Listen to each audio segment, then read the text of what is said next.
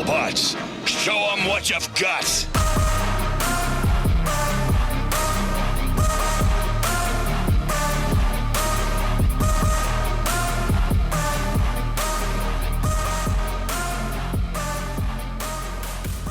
What is going on, guys? Welcome back to the channel. For today's video, we're going to be checking out the Transformers Age of the Primes Commander Class Silverbolt. Based on the original G1 cartoon, Silverbolt is the leader of the aerial bots and the central component to form Superion. He is also this year's first Commander Class entry, with the second being the Studio Series 86 Constructicons, making this yet again the Battle of the Combiners. And despite his main weakness on the show being his intense fear of heights, Silverbolt actually transformed into a Concorde, which at one point was the world's fastest supersonic airliner to ever exist. And as we whack up an image of how he did appear in the original G1 cartoon, from a topside view he is looking incredibly close. Although, unfortunately, much like most transforming jets, doesn't do the best job in concealing the undercarriage, and is surprisingly not too dissimilar to the look of his original G1 toy. Now, in his defense, not only is this essentially a triple changer, but the Concorde itself was incredibly sleek, making it not the most practical to translate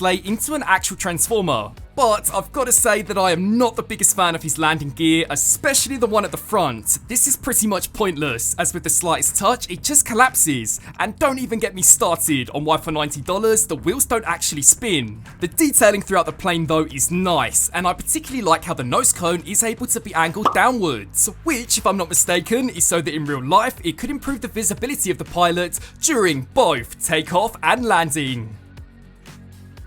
Flying through Silverbolt's accessories, seeing as he is no larger than your average Voyager, to justify that Commander class price point, he includes a bunch. The first being his original G1 blaster, a considerably larger firearm for the combined mode, and then finally the Superion chunk. Both blasters can be combined to create for an even larger weapon, which, despite not including any blast effects, is still compatible. As for the Superion parts, in addition to being slightly transformed into a pretty lacking battle station, you can also combine them with Silverbolt, by firstly taking the side wings and fully deploying them, with again the same applying for the second side. We can now spin up to the top, take these latches and click these into place. With that complete, we can now take the blaster of the combined mode and snap it directly into the center. We can then take the back wing of Silverbolt and fully flatten it out, then make sure to take the side wings and angle them up. The smaller blaster will then attach to the underside. We can now take Silverbolt and snap him into place, with the final step being to take the side wings and to fold these back down,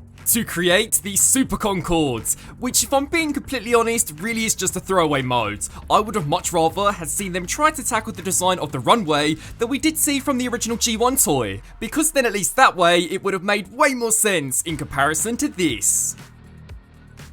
Cruising through some jet mode size comparisons, up first is the Studio Series 86 Commander Class Optimus Prime, the King of the Road and arch nemesis to Silverbolt Motormaster, Deluxe Class Slingshot, Air Raid, Combaticon Vortex, which I'm pretty certain is going to be retooled into Alpha Bravo, then finally the 86 movie Bumblebee. Diving into this guy's transformation, following in the steps of Optimus Prime and even Motormaster, I was expecting him to be fairly involved, although he's actually way more straightforward than I had ever imagined. So for the first step, pop open the cockpit, take the nose cone and fold it backwards, and then snap the cockpit back into place. We can then spin to the back, take this panel and snap it forwards. You'll then take the side wings and pop these upwards to allow the very tips of the wings to fold to the underside. We can then take this panel and, by making use out of this double hinge joint, compress it downwards. This entire section will then slide backwards and will eventually snap into place. We can then spin to the underside, take a hold of this panel and disconnect it away from what will eventually become Superion's chest unit. Once you've done the same for the second side, we can now take the thigh joint, spin this all the way around. You'll then take the front part of the foot and slide this backwards. As stored on the underside are the heel spurs of Silverbolt. With both legs now fully transformed, we can take the chest plate and collapse this down, which will then expose Silverbolt's head sculpt. We can then take the shoulders of the robot mode and slide these here out to the side, which will then allow us to take the head of Superion and slide this inside the chest unit until it does snap into place. We can then take the chest plate, fold this upwards until it attaches into the shoulders and into the side of the arms. You'll then take the forearms and fully straighten them out. As stored on the underside are the hands of the robot mode. Then to finish them off, rotate around at the bicep. And do exactly the same for the head sculpt. And that is the transformation now fully complete.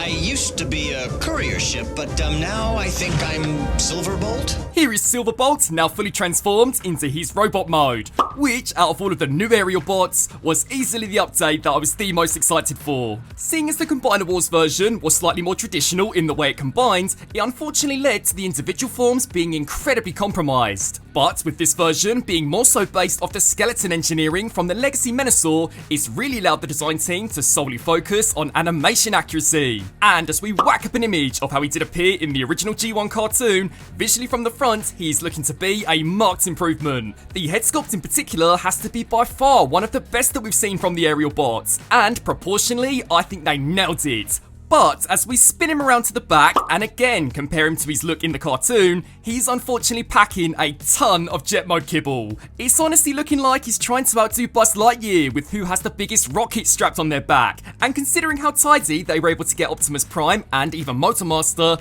for the Commander class price point, I really do think they could have done a slightly better job here. Instead, if you really wanted to clean him up, then your best bet is to pop this clean off, as it does result in a much cleaner looking back. But overall, setting the kibble issue off to the side, Silverbolt is still an incredibly well constructed and detailed looking figure, making him right now easily the standout of the aerial bots released so far.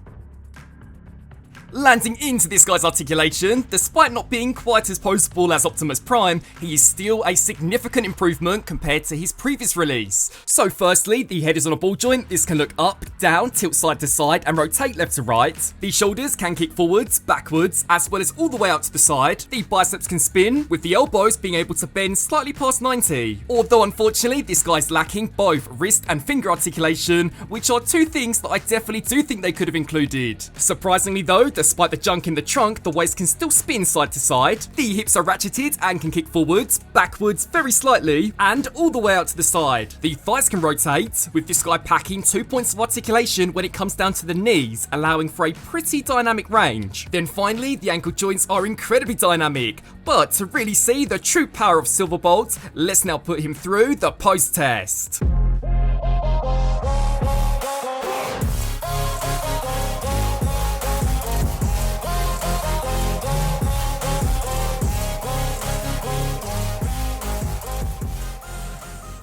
Firing through some robot mode size comparisons, on the right hand side is yet again the Studio Series 86 Commander class Optimus Prime, leader of the Stunticons, Motormaster, Deluxe class Slingshot, Air Raid, Combaticon Vortex, then finally 86 movie Bumblebee.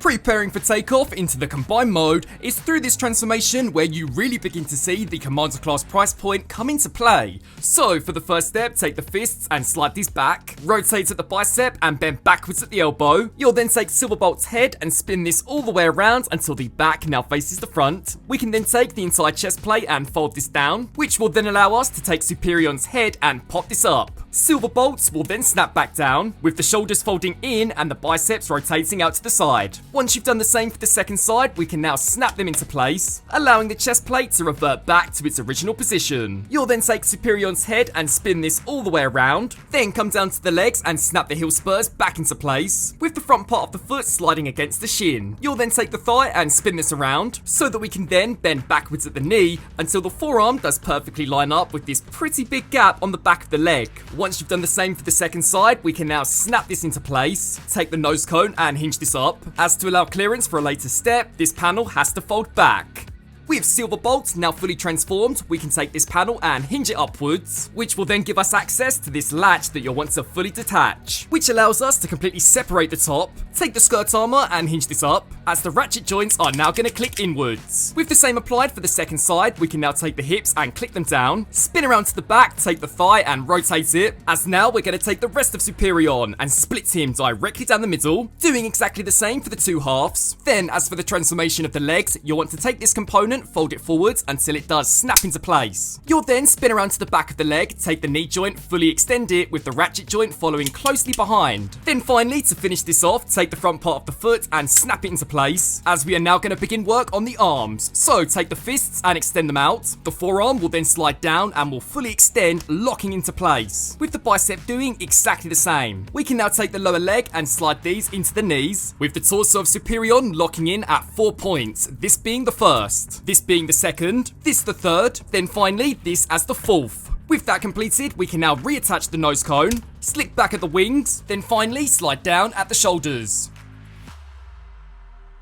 Surprise, Megatron! Here is Superion now fully transformed into his combined mode, which despite at the moment only being made up out of 3 aerial bots, already gives us a pretty good idea of how this guy's going to turn out. As we whack up an image of how he did appear in the original G1 cartoon, not only is he incredibly close, but with him now using the combiner frame also a lot sturdier, which I really do think will be the biggest improvement that this style of combiner does have in comparison to something from Combiner Wars. The only part of the design though which I'm not the biggest fan of would have to be Air Raid. He just sticks out way too far from the side and is nowhere near as seamless compared to what we did see from Menasor.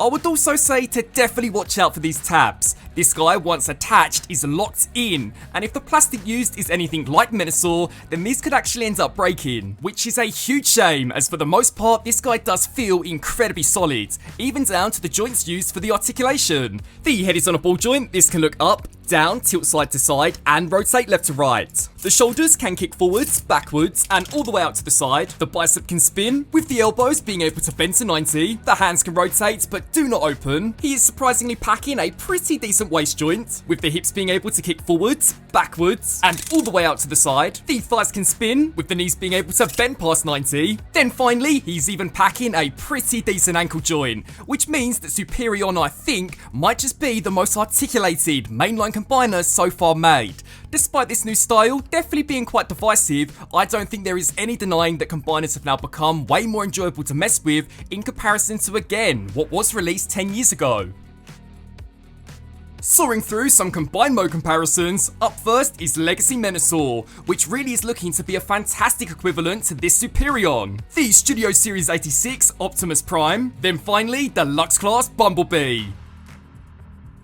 So, wrapping up on this review for the Transformers Age of the Primes Silverbolt. For the Commander class price point, there is a lot engineered into this guy. Let's start off firstly with the Concorde. For the most part, it's not too bad. Sure, there's some undercarriage, but factoring in the design, honestly, I think it's kind of unavoidable. The robot mode though does look fantastic, at least from the front. It is kind of a shame that in comparison to Optimus Prime or even Motormaster, this guy doesn't really clean up all that well. But as mentioned beforehand, there is a workaround, and to be fair, I can't say that it's the biggest deal breaker for myself. As for the combined mode, as we're only pretty much halfway there, I don't think it's fair for me to comment just yet in that much detail. All I will say is that with it using the skeleton frame, it does give us a pretty good idea, and right now, the only thing that really bothers me would have to be how far Air Raid just kind of sticks out to the side. In all though, I think it's a pretty well done figure, definitely a competitor for who's worthy of their price point with the upcoming release of the 86 movie Constructicons. But I would love to know what you guys think of Silverbolt. Be sure to sound off below and let me know.